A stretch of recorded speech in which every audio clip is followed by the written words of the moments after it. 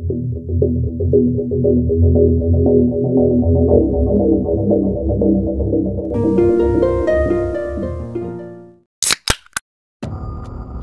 everyone, welcome back to channel Weekly Crime Stories yang akan membahas kisah-kisah kriminal nyata yang penuh misteri.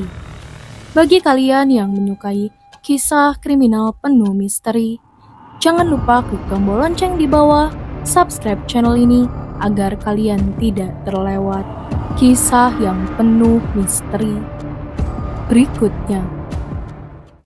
Pada sore yang panas di bulan Agustus 2024 di Estes, Florida, sebuah kota kecil sekitar 40 mil di barat laut Orlando, sebuah panggilan terkait pelanggaran wilayah sederhana berubah menjadi tragedi.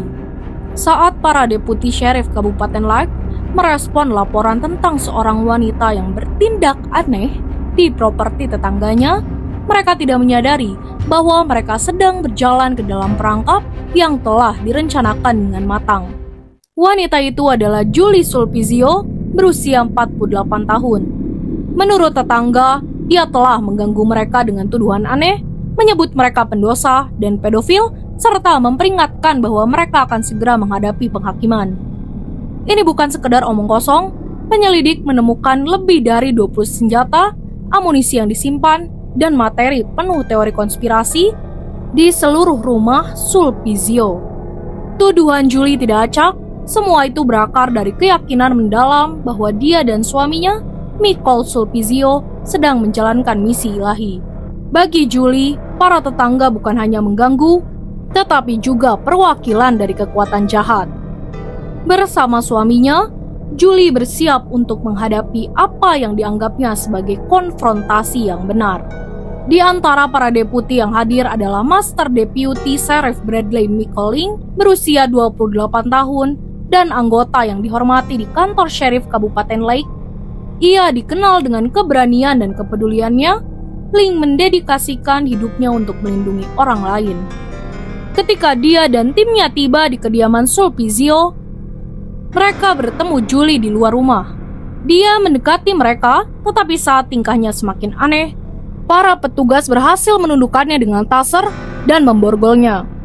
Setelah Julie ditahan, Deputy Link dan yang lainnya melanjutkan ke dalam rumah tanpa mengetahui bahwa mereka telah masuk ke dalam jebakan mematikan.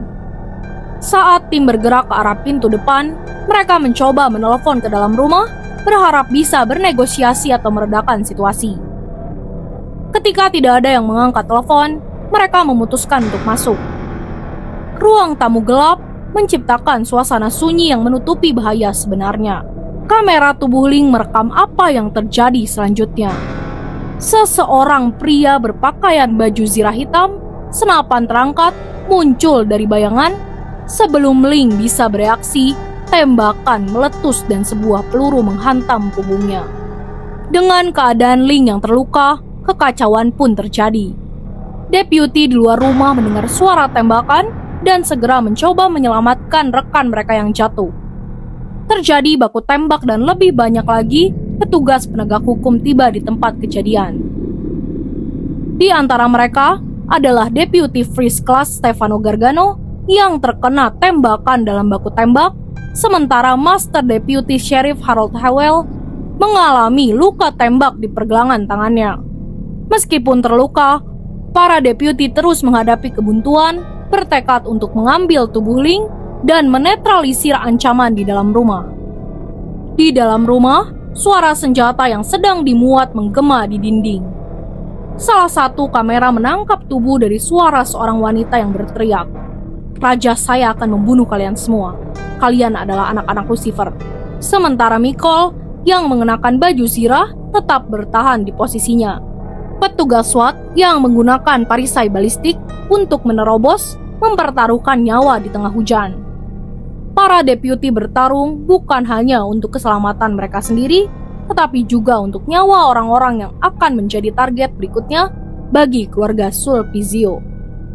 Saat tim SWAT akhirnya berhasil masuk ke dalam ruangan, mereka menemukan pemandangan yang mengerikan. Nicole Sulpizio tergeletak tak bernyawa dengan luka tembak di kepala.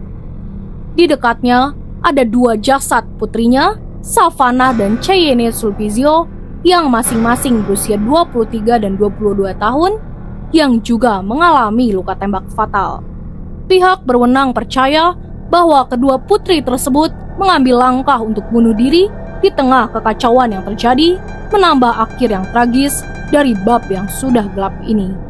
Rumah Sulpizio ternyata adalah benteng paranoia. Penyelidik menemukan masker gas, baju zirah, perlengkapan kamuflase, tas medis, ransum darurat, dan persediaan senjata yang banyak. Di antara barang-barang tersebut, terdapat materi propaganda anti pemerintah dan media yang dipenuhi teori konspirasi, termasuk selebaran dari Infowars. Meskipun memiliki persediaan yang mengganggu, pihak berwenang tidak menemukan bukti yang menghubungkan keluarga Sulpizio dengan kelompok anti pemerintah formal. Namun, ideologi mereka sudah jelas. Mereka melihat diri mereka sebagai prajurit dalam perang ilahi, siap membunuh demi keyakinan mereka. Di Florida, pembunuhan terhadap petugas penegak hukum adalah kejahatan serius yang berakibat fatal. Julie Sulpizio kini menghadapi 12 tuduhan, termasuk pembunuhan tingkat pertama terhadap seorang petugas penegak hukum. Jika terbukti bersalah, dia bisa dijatuhi hukuman mati, kemungkinan yang sangat nyata dalam kasus yang sedang berjalan ini. Dengan berbagai lembaga penegak hukum, termasuk FBI, yang terus melakukan penyelidikan, mungkin akan muncul lebih banyak rincian tentang motif keluarga Sulpizio dan apakah ada pihak lain yang terlibat dalam keyakinan serupa. Serangan ini mengguncang masyarakat dan kantor Sheriff Kabupaten Lake sedang berduka atas kehilangan Deputy Link, seorang pahlawan yang memberikan nyawanya untuk melindungi orang lain. Ini jelas bukan sekedar penyergapan, ujar jaksa negara bagian Bill Gladson saat konferensi pers.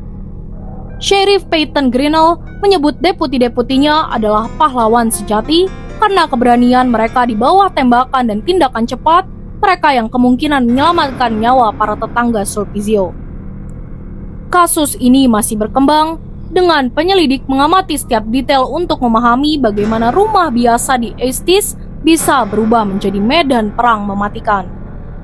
Teman dan keluarga-keluarga Sulpizio telah muncul, menyatakan keterkejutan mereka atas pengungkapan ini, sementara para ahli hukum membahas implikasi dari kejahatan semacam ini. Saat pihak berwenang terus bekerja, insiden ini menjadi pengingat mengerikan tentang bahaya yang dihadapi oleh penegak hukum setiap hari dan konsekuensi ekstrim di kekerasan berbasis konspirasi. Kasus yang masih berjalan ini akan menentukan apakah Julie Sulpizio menghadapi hukuman tertinggi. Namun bagi keluarga yang berdampak, dampak dari hal ini akan bergema selama bertahun-tahun. Kematian Master Deputy Sheriff Bradley McColling menjadi pengingat yang menyedihkan atas pengorbanan yang diberikan oleh mereka yang berada di penegak hukum. Keluarga dan rekan-rekannya mengingatnya sebagai seorang petugas yang pemberani dan teman yang penuh kasih. Hari ini, Kabupaten Lake meratapi kepergiannya, sementara masyarakat menunggu keadilan yang akan diberikan demi mengenangnya. Bagi kalian yang menyukai kisah kriminal misteri seperti ini, jangan lupa klik like, komen, share, serta subscribe channel ini. Dan untuk para penonton serta komentator setia Weekly Crime Stories, terima kasih telah membantu Weekly Crime Stories menjadi lebih baik lagi. Terima kasih.